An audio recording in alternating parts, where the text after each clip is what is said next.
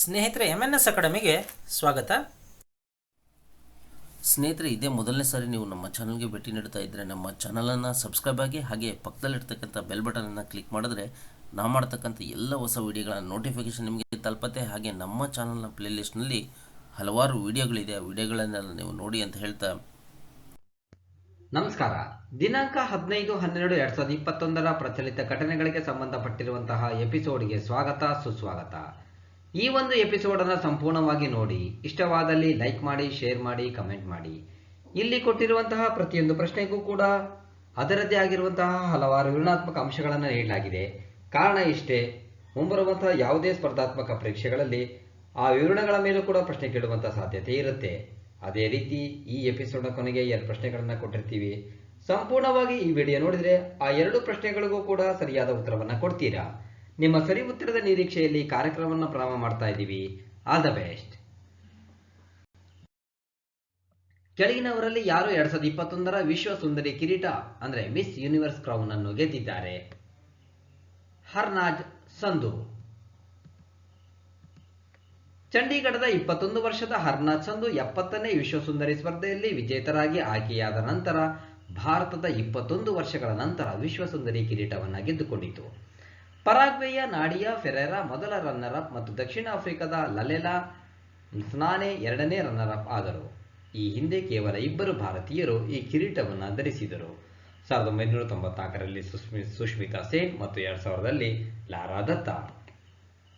4 is the right answer. ಜಾಗತಿಕ ಆರೋಗ್ಯ ಭದ್ರತೆ ಗ್ಲೋಬಲ್ ಹೆಲ್ತ್ ಸೆಕ್ಯೂರಿಟಿ GHS ಸೂಚ್ಯಂಕ 2021ರಲ್ಲಿ ಭಾರತವು ಯಾವ ಶ್ರೇಣಿಯನ್ನು ಹೊಂದಿದೆ? 66. ಗ್ಲೋಬಲ್ ಹೆಲ್ತ್ ಸೆಕ್ಯೂರಿಟಿ GHS ಸೂಚ್ಯಂಕ 2021ರ ಪ್ರಕಾರ ವಿಶ್ವದ ಸರಾಸರಿ ಒಟ್ಟಾರೆ GHS ಇಂಡೆಕ್ಸ್ ಸ್ಕೋರ್ ಅನ್ನು 2021ರಲ್ಲಿ 38.9 ಅಂದರೆ 100ಕ್ಕೆ 38.9ಗೆ ಇಳಿಸಲಾಗಿದೆ.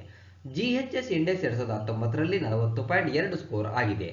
42.8ರ ಸ್ಕೋರ್ ಒಟ್ಟಾರೆ ಸೂಚ್ಯಂಕ ಸ್ಕೋರ್ ಮತ್ತು 2019ರಿಂದ -0.8ರ ಬದಲಾವಣೆಯೊಂದಿಗೆ ಭಾರತವು 195 ದೇಶಗಳಲ್ಲಿ 66ನೇ ಸ್ಥಾನದಲ್ಲಿದೆ.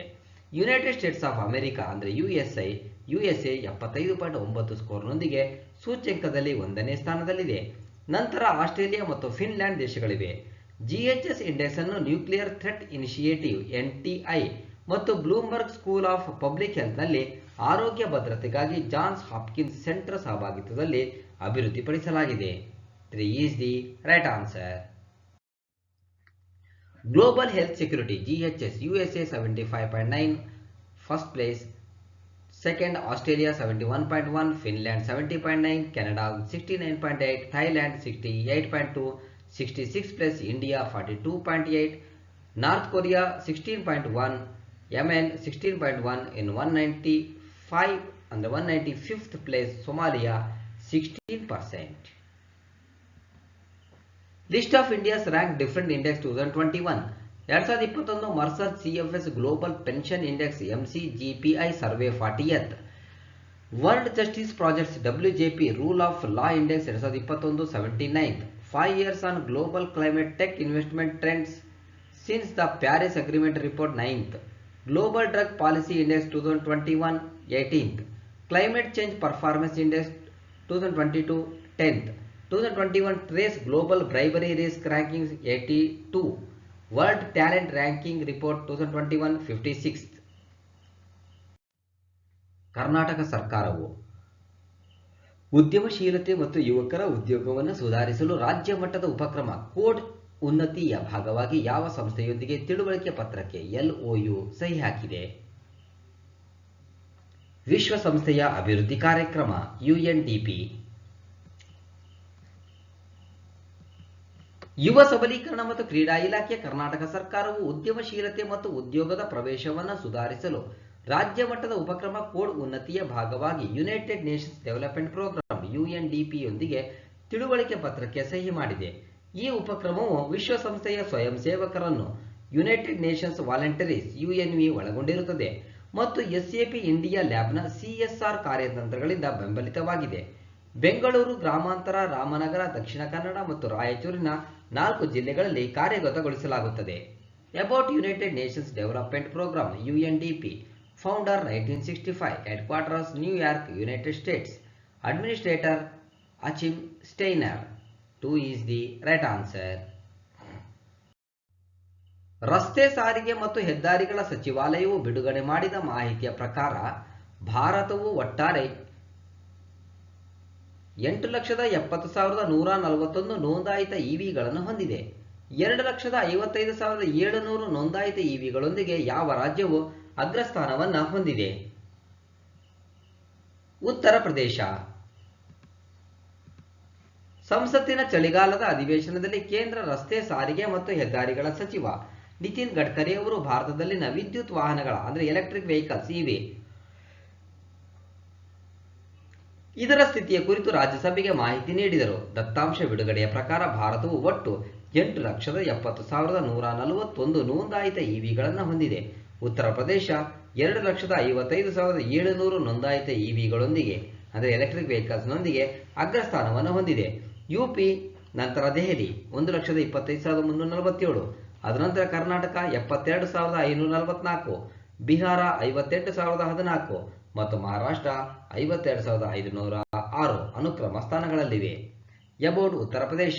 Capital Lucknow. Chief minister Yogi Adityanath. Governor Anandiben Patel. 4 is the right answer. Swarnim Vijay Parv ಅನ್ನು ಯಾವ ದೇಶದೊಂದಿಗೆ ಭಾರತದ ಸ್ನೇಹದ 50 ವರ್ಷಗಳ ನೆನಪಿಗಾಗಿ ಆಚರಿಸಲಾಗುತ್ತದೆ?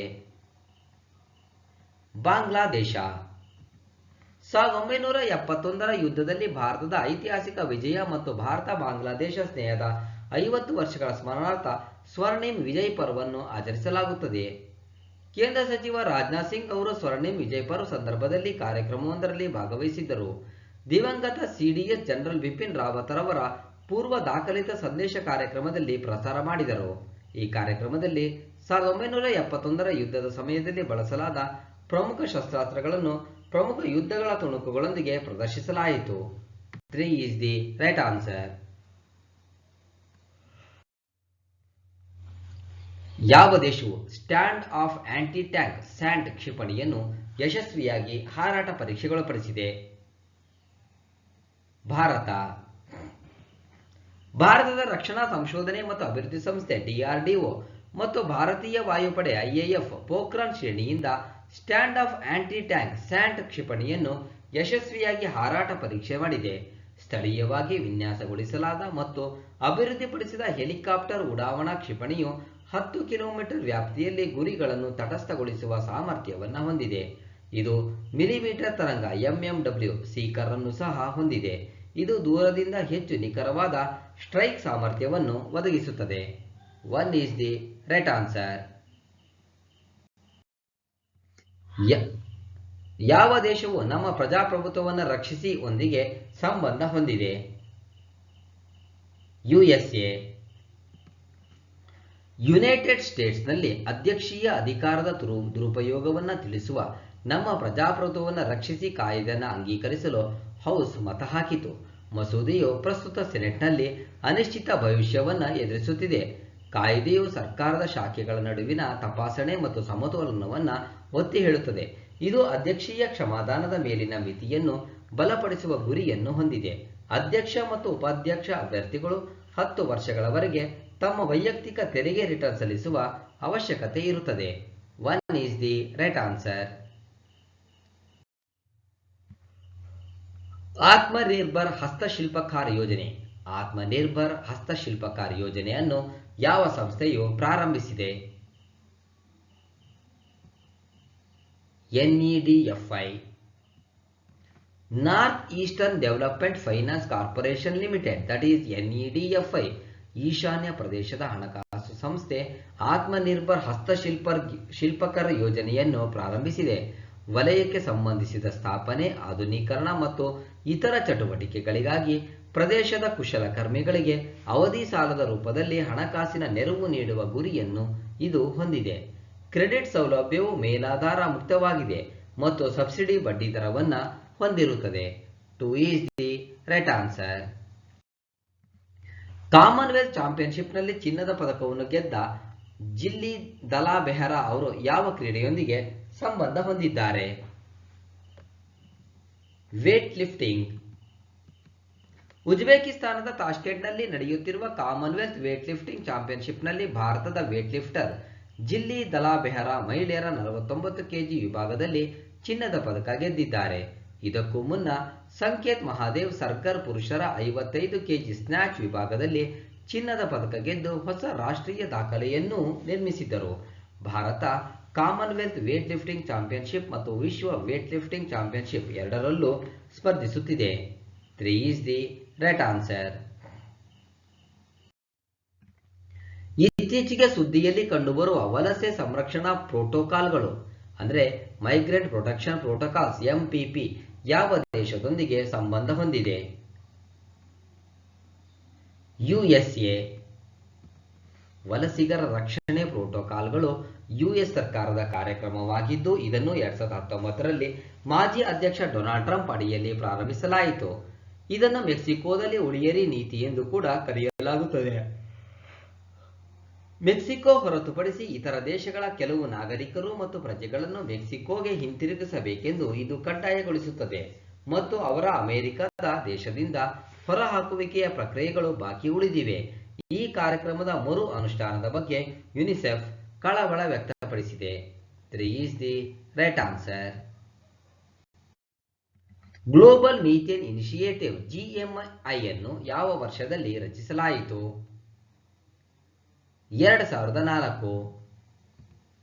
ಗ್ಲೋಬಲ್ ಮೀಥೇನ್ ಇನಿಷಿಯೇಟಿವ್ GMI ಸ್ವಯಂ ಪ್ರೇರಿತ ಸರ್ಕಾರ ಮತ್ತು US ಹಾಗೂ ಕೆನಡಾ ಸೇರಿದಂತೆ 45 ದೇಶಗಳ ಸದಸ್ಯರನ್ನು ಹೊಂದಿರುವ ಅನೌಪಚಾರಿಕ ಅಂತರರಾಷ್ಟ್ರೀಯ ಪಾಲುದಾರಿಕೆಯಾಗಿದೆ. ಇದನ್ನು 2004ರಲ್ಲಿ ರಚಿಸಲಾಯಿತು ಮತ್ತು ಅದರ ಪ್ರಾರಂಭದಿಂದಲೂ ಭಾರತವು ಸದಸ್ಯರಲ್ಲಿ ಒಂದಾಗಿದೆ. ಗ್ಲೋಬಲ್ ಮೀಥೇನ್ ಇನಿಷಿಯೇಟಿವ್ನ ಸ್ಟೀರಿಂಗ್ ಲೀಡರ್ಶಿಪ್ ಸಭೆಯನ್ನು ವಾಸ್ತವಿಕವಾಗಿ ನಡೆಸಲಾಯಿತು. ಇದರಲ್ಲಿ ಕಲ್ಲಿದ್ದಲು ಸಚಿವಾಲಯದ ಭಾರತದ ಪ್ರತಿನಿಧಿಯು ಉಪಾಧ್ಯಕ್ಷರಾಗಿದ್ದರು. ಸ್ಟೀರಿಂಗ್ ನಾಯಕತ್ವದ ಅಧ್ಯಕ್ಷರು ಕೆನಡಾದವರು. 2 is the right answer. COVID-19 ಮತ್ತು ಡೆಂಗ್ಯೂ ಎರಡರ ಸಂಯೋಜನೆಯಾದ ಕೋವಿಡ್ ಡೆಂಗ್ಯೂ ಪ್ರಕರಣಗಳಿಗೆ ಭಾರತದ ಯಾವ ರಾಜ್ಯ ಸಾಕ್ಷಿಯಾಗಿದೆ? ತೆಲಂಗಾಣ. ತೆಲಂಗಾಣ ಪ್ರಸ್ತುತ ಕೋವಿಡ್ ಡೆಂಗ್ಯೂ ಪ್ರಕರಣಗಳಿಗೆ ಸಾಕ್ಷಿಯಾಗಿದೆ. ಇದು ಕೋವಿಡ್-19 ರೋಗಿಯು ಡೆಂಗ್ಯೂ ವೈರಸ್ನಿಂದ ಸೋಂಕಿಗೆ ಒಳಗಾದಾಗ ಸಂಭವಿಸುತ್ತದೆ. ತೆಲಂಗಾಣದಲ್ಲಿ 8ಕ್ಕೂ ಹೆಚ್ಚು ಕೋವಿಡ್ ಡೆಂಗ್ ಪ್ರಕರಣಗಳು ದಾಖಲಾಗಿವೆ. ಈ ಕಾಯಿಲೆಯ ಲಕ್ಷಣಗಳಲ್ಲಿ ಸಂಕಟ, ಉಸಿರಾಟದ ತೊಂದರೆ, ಶೀತ, ದೇಹ ನೋವು ಮತ್ತು ಕೀಲು ನೋವುಗಳು ಸೇರಿವೆ. ಕೋವಿಡ್-19 ಮತ್ತು ಡೆಂಗ್ಯೂ ಒಂದೇ ರೀತಿಯ ರೋಗ ಲಕ್ಷಣಗಳನ್ನು ಹೊಂದಿವೆ. 2 is the right answer. ಯಾವ ರಾಜ್ಯ ಸರ್ಕಾರವು ಮೇಲ್ಜಾತಿಗಳಿಗಾಗಿ ಸಾಮಾನ್ಯ ವರ್ಗ ಆಯೋಗ ಸ್ಥಾಪಿಸಿದೆ? ಹಿಮಾಚಲ ಪ್ರದೇಶ. ಹಿಮಾಚಲ ಪ್ರದೇಶ ಸರ್ಕಾರವು ಮಧ್ಯಪ್ರದೇಶದ ಮಾದರಿಯಲ್ಲಿ ಮೇಲ್ಜಾತಿಗಳಿಗಾಗಿ ಆಯೋಗವನ್ನು ಸ್ಥಾಪಿಸುವುದಾಗಿ ಘೋಷಿಸಿತು. ಸಾಮಾನ್ಯ ವರ್ಗ ಆಯೋಗ್ ಎಂದು ಹೆಸರಿಸಲಿರುವ ಆಯೋಗವನ್ನು 3 ತಿಂಗಳಲ್ಲಿ ಶಾಸಕಾಂಗ ಕಾಯ್ದೆಯ ಮೂಲಕ ಔಪಚಾರಿಕಗೊಳಿಸಲಾಗುವುದು. ಹಿಮಾಚಲ ಪ್ರದೇಶದಲ್ಲಿ ಈಗಾಗಲೇ ಪರಿಶಿಷ್ಟ ಜಾತಿ ಆಯೋಗವು ಕಾರ್ಯನಿರ್ವಹಿಸುತ್ತಿದ್ದು ಶಿಮ್ಲಾ ಮಾಜಿ ಸಂಸದ ವೀರೇಂದ್ರ ಕಶ್ಯಪ್ ಇದರ ಅಧ್ಯಕ್ಷರಾಗಿದ್ದಾರೆ. About Himachal Pradesh: capital Shimla, summer, Dharamshala winter, governor Rajendra Arlekar, chief minister Jairam Thakur. 4 is the right answer. 2022-23ಕ್ಕೆ ಭಾರತವು ಇಂಟರ್ನ್ಯಾಷನಲ್ ಮ್ಯಾರಿಟೈಮ್ ಆರ್ಗನೈಸೇಷನ್ ಕೌನ್ಸಿಲ್ಗೆ ಆಯ್ಕೆಯಾಗಿದೆ. ಇಂಟರ್ನ್ಯಾಷನಲ್ ಮ್ಯಾರಿಟೈಮ್ ಆರ್ಗನೈಸೇಷನ್ IMOನ ಪ್ರಧಾನ ಕಚೇರಿ ಎಲ್ಲಿದೆ? London, United Kingdom. ಬಿ ವರ್ಗದ ರಾಜ್ಯಗಳ ಅಡಿಯಲ್ಲಿ 2022-23 ದ್ವೈವಾರ್ಷಿಕಕ್ಕಾಗಿ ಭಾರತವನ್ನು ಇಂಟರ್ನ್ಯಾಷನಲ್ ಮ್ಯಾರಿಟೈಮ್ ಆರ್ಗನೈಸೇಷನ್ ಕೌನ್ಸಿಲ್ಗೆ ಚುನಾಯಿಸಲಾಗಿದೆ. ಇಂಟರ್ನ್ಯಾಷನಲ್ ಮ್ಯಾರಿಟೈಮ್ ಆರ್ಗನೈಸೇಷನ್ ಅಸೆಂಬ್ಲಿ ತನ್ನ ಕೌನ್ಸಿಲ್ ಸದಸ್ಯರನ್ನು 2022-23 ದ್ವೈವಾರ್ಷಿಕಕ್ಕೆ ಆಯ್ಕೆ ಮಾಡಿದೆ. ಕೌನ್ಸಿಲ್ IMOನ ಕಾರ್ಯನಿರ್ವಾಹಕ ಅಂಗವಾಗಿದೆ ಮತ್ತು ಅಸೆಂಬ್ಲಿ ಅಡಿಯಲ್ಲಿ ಸಂಸ್ಥೆಯ ಕೆಲಸವನ್ನು ಮೇಲ್ವಿಚಾರಣೆ ಮಾಡಲು ಜವಾಬ್ದಾರನಾಗಿರುತ್ತಾನೆ. IMO ಕೌನ್ಸಿಲ್ಗೆ ಅಭ್ಯರ್ಥಿಗಳು ವರ್ಗ ಎ 10 ಅಂತಾರಾಷ್ಟ್ರೀಯ ಶಿಪ್ಪಿಂಗ್ ಸೇವೆಗಳನ್ನು ಒದಗಿಸುವಲ್ಲಿ ಹೆಚ್ಚಿನ ಆಸಕ್ತಿ ಹೊಂದಿರುವ ದೇಶಗಳು China, Greece, Italy, Japan, Norway, Panama, Republic of Korea, Russian ಒಕ್ಕೂಟ, United Kingdom of Great Britain ಮತ್ತು ಉತ್ತರ ಐರ್ಲೆಂಡ್ ಹಾಗೂ ಯುನೈಟೆಡ್ ಸ್ಟೇಟ್ಸ್. ವರ್ಗ ಬಿ 10 ಅಂತಾರಾಷ್ಟ್ರೀಯ ಸಮುದ್ರದ ವ್ಯಾಪಾರದಲ್ಲಿ ಹೆಚ್ಚಿನ ಆಸಕ್ತಿ ಹೊಂದಿರುವ ದೇಶಗಳು Bharat, Argentina, Australia, Brazil, Canada, France, Germany, Netherlands, Spain, Sweden, United Arab Emirates. 4 is the right answer. ಭಾರತೀಯ ಬಾಹ್ಯಾಕಾಶ ಸಂಶೋಧನಾ ಸಂಸ್ಥೆ ಇಸ್ರೋ ನೇವಿಕ್ ಸಂದೇಶ ಸೇವೆಯ ಸಂಶೋಧನೆ ಮತ್ತು ಅಭಿವೃದ್ಧಿಯನ್ನು R&D ಬಲಪಡಿಸಲು ಈ ಕೆಳಗಿನ ಯಾವುದರೊಂದಿಗೆ ಒಪ್ಪಂದ ಮಾಡಿಕೊಂಡಿದೆ? ಒಪ್ಪೋ. ಭಾರತೀಯ ಉಪಗ್ರಹ ಸಂಚರಣೆ ವ್ಯವಸ್ಥೆಯಾದ ನೇವಿಕ್ ಸಂದೇಶ ಸೇವೆಯ ಸಂಶೋಧನೆ ಮತ್ತು ಅಭಿವೃದ್ಧಿಯನ್ನು ಬಲಪಡಿಸಲು ಭಾರತೀಯ ಬಾಹ್ಯಾಕಾಶ ಸಂಶೋಧನಾ ಸಂಸ್ಥೆ ಇಸ್ರೋ ಮತ್ತು ಚೀನಿ ಸ್ಮಾರ್ಟ್ ಸಾಧನಗಳ ತಯಾರಕ ಒಪ್ಪೋನ ಭಾರತೀಯ ಅಂಗಗಳ ನಡುವೆ ಒಪ್ಪಂದಕ್ಕೆ ಸಹಿ ಹಾಕಲಾಗಿದೆ. ನೇವಿಕ್ ಎನ್ನುವುದು ನೇವಿಗೇಷನ್ ವಿತ್ ಇಂಡಿಯನ್ ಕಾನ್ಸ್ಟಲೇಷನ್ನ ಸಂಕ್ಷಿಪ್ತ ರೂಪವಾಗಿದೆ. ಇದು ಬಳಕೆದಾರ ಸ್ನೇಹಿ ವೇದಿಕೆಯನ್ನು ಒದಗಿಸುವ ಗುರಿಯನ್ನ ಹೊಂದಿದೆ. ಒಪ್ಪಂದದ ಭಾಗವಾಗಿ ನೇವಿಕ್ ಅಪ್ಲಿಕೇಶನ್ನ ಬಳಕೆದಾರರಿಗೆ ತಡೆರಹಿತ ಅನುಭವವನ್ನು ಒದಗಿಸಲು ಒಪ್ಪೋ ಇಂಡಿಯಾ ತನ್ನ R&D ಸಾಮರ್ಥ್ಯಗಳೊಂದಿಗೆ ಇಸ್ರೋವನ್ನು ಬೆಂಬಲಿಸುತ್ತದೆ. ಒಪ್ಪೋ ಭಾರತದಲ್ಲಿ ಮಾರಾಟವಾಗುವ ಭವಿಷ್ಯದ ಮೊಬೈಲ್ ಹ್ಯಾಂಡ್ಸೆಟ್ನಲ್ಲಿ ನೇವಿಕ್ ಸಂದೇಶ ಸೇವೆಯನ್ನು ಬಳಸುತ್ತದೆ. 1 is the right answer. About ISRO, founded 15 August 1969, headquarters Bengaluru, chairman K.S. Shivan. UAEಯ ದುಬೈನಲ್ಲಿ ಫೈಡ್ ಆಯೋಜಿಸಿದ 2021ರ ವಿಶ್ವ ಚೆಸ್ ಚಾಂಪಿಯನ್ಶಿಪ್ನಲ್ಲಿ ತನ್ನ 5ನೇ ವಿಶ್ವ ಚೆಸ್ ಚಾಂಪಿಯನ್ಶಿಪ್ ಅನ್ನು ಯಾರು ಗೆದ್ದಿದ್ದಾರೆ? ಮ್ಯಾಗ್ನಸ್ ಕಾರ್ಲ್ಸೆನ್. 2021ರ ವಿಶ್ವ ಚೆಸ್ ಚಾಂಪಿಯನ್ಶಿಪ್ನಲ್ಲಿ UAEಯ ದುಬೈನಲ್ಲಿ ನಡೆದ ಫೈಡ್ ಅಂತಾರಾಷ್ಟ್ರೀಯ ಚೆಸ್ ಫೆಡರೇಷನ್ ಆಯೋಜಿಸಿದ 2021ರ ವಿಶ್ವ ಚೆಸ್ ಚಾಂಪಿಯನ್ಶಿಪ್ನಲ್ಲಿ ಹಾಲಿ ಚಾಂಪಿಯನ್ ನಾರ್ವೆಯ ಮ್ಯಾಗ್ನಸ್ ಕಾರ್ಲ್ಸೆನ್ ರಷ್ಯಾದ ಇಯಾನ್ ನೆಪೊಮ್ನಿಯಾಚಿ ಅವರನ್ನು ಸೋಲಿಸಿದ ನಂತರ ತಮ್ಮ 5ನೇ ವಿಶ್ವ ಚೆಸ್ ಚಾಂಪಿಯನ್ಶಿಪ್ ಗೆದ್ದರು. ಮ್ಯಾಗ್ನಸ್ ಕಾರ್ಲ್ಸೆನ್ ಈ ಹಿಂದೆ 2013, 2014, 2016 ಮತ್ತು 2018ರಲ್ಲಿ ಚಾಂಪಿಯನ್ಶಿಪ್ ಗೆದ್ದಿದ್ದಾರೆ. ಅವರು 2013ರ ಚಾಂಪಿಯನ್ಶಿಪ್ ಫೈನಲ್ನಲ್ಲಿ ಭಾರತದ ವಿಶ್ವನಾಥನ್ ಆನಂದ್ ಅವರನ್ನು ಸೋಲಿಸಿ 2013ರಲ್ಲಿ ಚಾಂಪಿಯನ್ಶಿಪ್ ಅನ್ನು ಪಡೆದಿದ್ದರು. ಮ್ಯಾಗ್ನಸ್ ಕಾರ್ಲ್ಸೆನ್ 2011ರಿಂದ ಫೈಡ್ನ ವಿಶ್ವ ನಂಬರ್ 1 ಚೆಸ್ ಆಟಗಾರರಾಗಿದ್ದಾರೆ. 2 is the right answer. Watershed, how we destroyed India's water and how we can save it ಎಂಬ ಹೊಸ ಪುಸ್ತಕವನ್ನು ಯಾರು ಬರೆದಿದ್ದಾರೆ?